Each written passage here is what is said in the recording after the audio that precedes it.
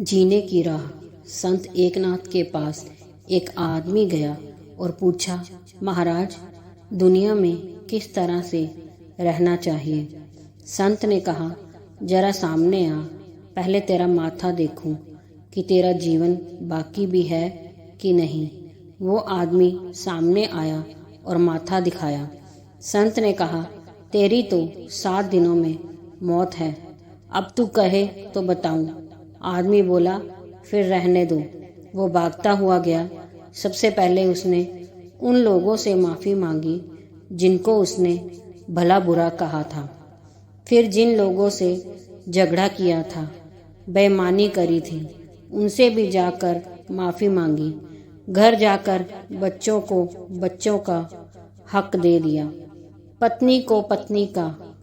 पत्नी से बोला, मेरी यात्रा का मोड़ मुड़ रहा है, मैं भगवान का सहारा ले रहा हूँ। हो सके तो तू भी भगवान का सहारा ले। इस तरह 6 दिन बीत गए। 7वें दिन वो भगवान के ध्यान में बैठा। मन बड़ा हल्का था। फिर उसे ध्यान आया कि एक बार संत से चलकर पूछ ले कि कैसे जीना है, अगले जन्म में फिर वैसे ही जी लेंगे।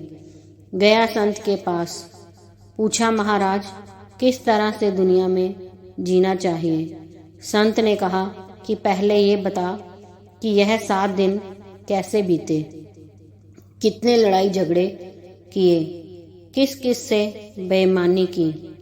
ये आदमी बोला, महाराज, कोई नए लड़ाई झगड़े नहीं किए, बल्कि जो पुराने थे उनसे भी जाकर माफ़ी मांग आया हूँ। उन्होंने भी माफ़ कर दिया है। संत ने फिर पूछा, अच्छा, इन 7 दिनों में भगवान को याद किया कि नहीं। ये बोला, महाराज, भगवान ही याद रहा, क्योंकि मौत सामने थी। संत ने कहा, तो फिर जा, बाकी की जिंदगी भी ऐसे ही बिता। ये बोला, पर आपने तो हमारा माथा देखा था, 7वें दिन मौत बताई थी। संत ने कहा, मौत तो इन 7 दिनों में ही है। सोमवार नहीं तो मंगल, नहीं तो रविवार, ये ही 7 दिन हैं।